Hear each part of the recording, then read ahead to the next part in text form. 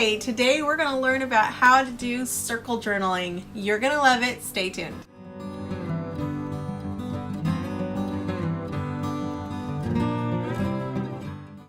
So I'm here today to talk to you about journaling and the importance of journaling. Many years ago, I went to a funeral of a friend who passed away very early in life, but it sticks in my mind because they had out on the table her Bible that was all written in and underlined, and they had her journal and handwritten notes that she had written to her children.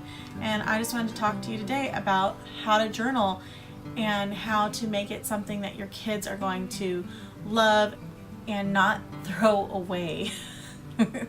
I know so many people who've had to go and clean the house after someone has passed away when they're old, but they are literally throwing away information, and it wasn't organized, it wasn't simple, and it wasn't directed at specific children.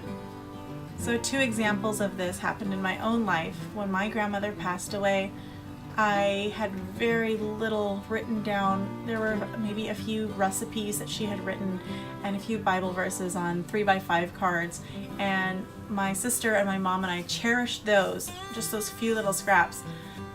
And another example of this would be when my husband, Anthon's mother, passed away. There was lots and lots of pictures, but no writing, and my husband struggles to recount who is in these pictures. And so I would encourage you to write, even if you're not great at it. I'm not great at it. So that's why I'm showing you this, is because I don't write volumes and volumes and volumes of journals. I want to show you how to precisely get the important information out for each of your children to cherish later on in life. So I know you're not supposed to read anybody's journal, but I'm just going to briefly show you my journal that I've had since I was about 16 years old. And it's taken me that long to fill out, which of course is only a few little short years, of course. But I'm going to show you how to lay out your journal so that each child is represented, and that will be something that they can take with them off to college or show to their children, and that at the end of your story, theirs can pick up.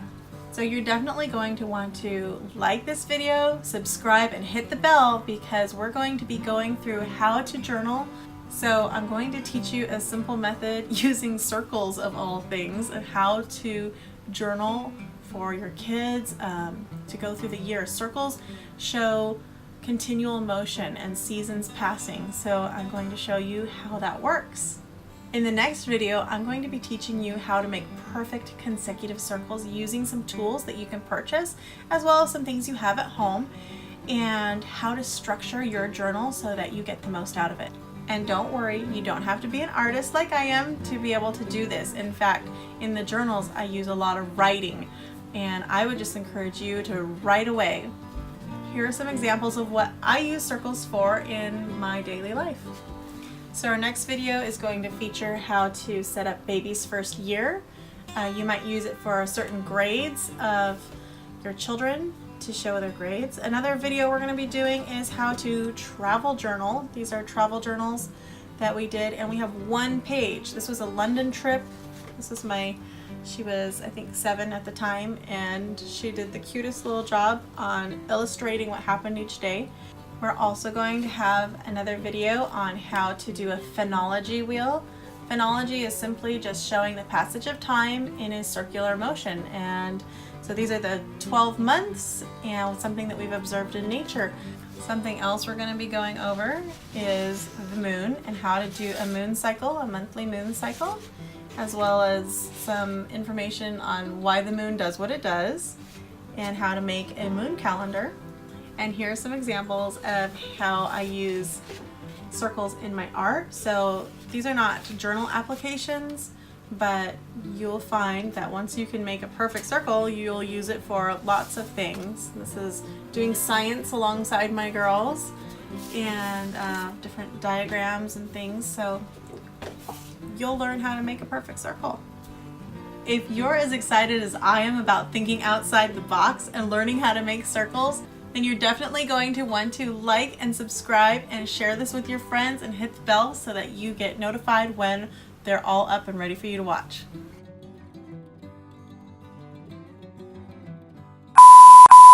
I like thinking in circles, but thinking in circles makes me think of merry-go-rounds, and merry-go-rounds make me have motion sickness and